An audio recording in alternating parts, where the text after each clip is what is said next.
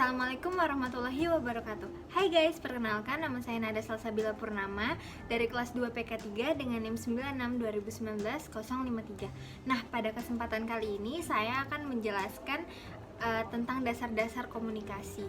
Kita mulai dari pengertian komunikasi. Jadi sebenarnya apa sih komunikasi itu? Nah, pengertian dari komunikasi adalah proses pengiriman dan penerimaan pesan atau berita antara dua atau lebih pihak sehingga pesan tersebut dapat diterima dengan baik. Nah, proses berkomunikasi ini ada 6 langkah. Yang pertama, pengirim pesan mempunyai ide atau informasi untuk dibagikan kepada orang lain. Yang kedua, pengirim menyandikan ide atau informasi yang akan dibagikan. Yang ketiga, pengirim mengirimkan pesan. Lalu yang keempat, pesan diterima oleh penerima. Lalu penerima mengartikan pesan. Dan yang terakhir, penerima mengirim umpan balik. Lalu selanjutnya, unsur komunikasi bisnis. Yang pertama itu ada tujuannya. Jadi komunikasi bisnis ini memiliki tujuan yang telah ditentukan dan sejalan dengan tujuan organisasi. Lalu yang kedua itu ada pertukaran, yaitu melibatkan dua orang atau lebih atau yang biasa disebut dengan komunikator dan komunikan. Komunikator ini maksudnya adalah orang yang mengirimkan pesan, lalu komunikan ini adalah penerima pesan. Selanjutnya berisi informasi, gagasan, opini, dan instruksi. Jadi isi informasi, gagasan, opini, dan instruksinya ini beragam tergantung dengan situasi dan kondisi.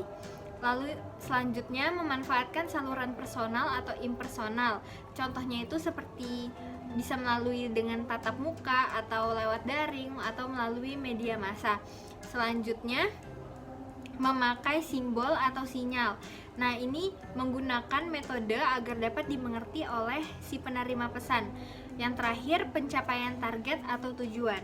Selanjutnya, tujuan dari komunikasi bisnis. Jadi, tujuan dari komunikasi bisnis yang pertama adalah memberikan informasi. Contohnya itu, kayak misalnya seorang manajer sales marketing yang ingin meningkatkan penjualan produk barunya. Jadi, dia masang iklan di misalnya di media massa demi untuk memberi informasi kepada masyarakat tentang produk barunya tersebut. Lalu yang kedua persuasi. Maksud dari persuasi ini adalah kita meyakinkan orang lain tentang produk yang akan kita jual gitu. Jadi arti dari persuasi ini adalah mempengaruhi atau meyakinkan orang lain. Lalu yang ketiga itu ada kolaborasi. Nah, maksud dari kolaborasi ini jadi kita bekerja sama baik berupa langsung maupun tidak langsung. Kemudian ada beberapa faktor yang mempengaruhi ketepatan pesan yang akan disampaikan. Jadi yang pertama itu pengetahuan komunikator terhadap masalah yang dibicarakan. Jadi sebelum menyampaikan pesan itu sebagai komunikator, kita harus paham dulu apa yang akan kita sampaikan. Selanjutnya sikap dan perilaku pihak yang terlibat. Jadi dalam menyampaikan pesan, audiensnya itu harus fokus untuk menyimak pesan apa yang akan disampaikan oleh sang komunikator. Selanjutnya latar belakang budaya, lalu iklim organisasi. Nah, iklim organisasi ini maksudnya situasi yang ada di organisasi tersebut harus kondusif agar pesan dapat diterima dengan baik. Lalu yang terakhir ada proses komunikasi.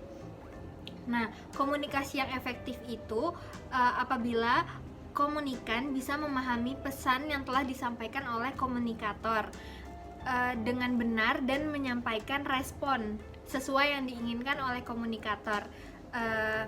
Nah, biar komunikasi ini bisa berjalan dengan efektif, maka komunikasi harus memiliki beberapa kriteria. Yang pertama, itu praktis. Maksudnya adalah memuat informasi yang berguna bagi penerima. Lalu yang kedua itu faktual. Jadi informasi yang akan diterima ini harus berisi fakta-fakta yang jelas, meyakinkan, akurat, dan etis. Jadi fakta yang disampaikan itu harus benar-benar terjadi, bukan bukan mengada-ngada gitu ya. Terus yang ketiga itu padat. Jadi pesan yang disampaikan oleh komunikator itu tidak boleh bertele-tele karena nanti komunikannya bisa jadi bingung sendiri. Lalu yang keempat itu jelas. Jadi maksud dari pesannya itu harus jelas biar tidak disalahartikan oleh penerima pesan. Yang kelima persuasif, sama seperti tadi, mengungkapkan manfaat agar penerima pesan ini tertarik. Jadi kita harus merangkul dia biar bisa tertarik. Selanjutnya tujuan komunikasi. Yang pertama itu ada perubahan sikap atau attitude change. Nah, perubahan sikap ini terkait bagaimana si komunikan bersikap setelah menerima pesan dari komunikator. Apakah dia akan tetap tenang atau dia akan terbawa emosi. Lalu yang kedua itu perubahan pendapat atau opinion change. Nah, perubahan pendapat ini berasal dari orang sekitar terhadap suatu hal atau produk yang dibicarakan oleh komunikator, sehingga membuat positive thinking produk atau segala sesuatu yang disampaikan. Lalu yang ketiga perubahan perilaku atau behavior change. Maksudnya ini perubahan perilaku yang menjadi lebih baik atau positif. Lalu yang terakhir perubahan sosial atau social change. Maksudnya itu diharapkan agar kondisi yang ada di situ menjadi lebih kondusif. Selanjutnya ada bentuk dasar komunikasi. Nah, bentuk dasar komunikasi ini dibagi menjadi dua. Yang pertama adalah verbal, yang kedua adalah non-verbal.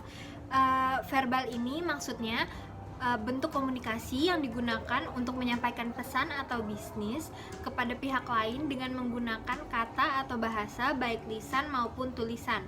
Praktiknya itu dapat dilakukan dengan cara yang pertama berbicara atau menulis, lalu yang kedua mendengar atau membaca. Contohnya itu seperti presenter yang muncul di TV atau wartawan yang menulis artikel di koran atau majalah, atau contohnya seperti bawahan yang menelpon manajernya. Lalu selanjutnya nonverbal. Yang kedua adalah nonverbal. Jadi maksud dari nonverbal ini adalah menyampaikan pesan tanpa kata terucap atau tertulis. Jadi nonverbal ini memiliki sifat yang pertama kurang terstruktur karena sulit dipelajari, lalu yang kedua spontan, yang ketiga efisien, yang keempat sahih atau reliable. Maksudnya ini, sahih ini dipercaya memiliki tingkat kepercayaan yang tinggi terhadap kebenaran. Contohnya itu kayak ekspresi wajah nih, misalnya sang komunikator itu menyampaikan apa yang kita tidak setuju. Nanti kan wajah kita jadi terlihat kayak nggak setuju gitu kan. Nah, terus itu bahasa tubuh bisa juga intonasi suara dan bahasa sandi. Kalau intonasi suara tuh misalnya seperti komunikannya menolak apa yang dikatakan, menolak ide dari komunikator. Jadi nanti bisa aja kan terbawa emosi dan intonasi suaranya menjadi tinggi. Kemudian etika berkomunikasi itu melibatkan 3 elemen. Yang pertama, individu yang beretika, lalu yang kedua, kepemimpinan perusahaan yang beretika, dan yang ketiga, kebijakan dan struktur yang tepat untuk mendukung pemilihan keputusan dan tindakan etis. Nah, selanjutnya saya akan menjelaskan tentang hambatan berkomunikasi. Jadi hambatan yang pertama itu ada hambatan teknis. Hambatan teknis ini timbul dari lingkungan. Misalnya itu seperti adanya suara bising, atau misalnya adanya gangguan sinyal. Kalau misalnya kita lagi rapat secara online terus nanti ada gangguan sinyal, itu termasuk dari hambatan teknis. Lalu yang kedua itu ada hambatan semantik. Maksudnya itu hambatan yang salah mengartikan makna. Jadi misalnya komunikatornya ini berbahasa Inggris, cuman penerima pesan atau komunikannya ini tidak paham bahasa Inggris. Jadi bisa aja melalui bahasa yang berbeda ini jadi salah mengartikan makna. Kemudian juga ada istilah-istilah rumit yang tidak diketahui oleh komunikan. Yang ketiga itu ada hambatan manusiawi. Itu biasanya muncul dari masalah pribadi seperti perbedaan persepsi, umur, atau keadaan emosi. Nah, hambatan ini dibagi lagi menjadi 2. Yang pertama adalah hambatan verbal. Nah, hambatan verbal ini contohnya seperti salah memilih kata, salah penulisan atau pengucapan, atau perbedaan level antara komunikator dengan komunikan. Jadi misalnya nih komunikatornya ini memiliki jenjang S1 dan komunikannya ini hanya lulusan SMA. Jadi pesan yang disampaikan dengan bahasa yang tinggi dari sang komunikator yang berjenjang S1 ini tidak bisa diterima oleh yang SMA karena kurangnya pengetahuan dari komunikan yang SMA. Kemudian hambatan nonverbal itu contohnya ada perbedaan persepsi, kepentingan, pengetahuan, dan keterlibatan emosi. Lalu ada kurangnya introspeksi, kesalahan dalam memulai penampilan, dan pesan yang disampaikan kurang jelas.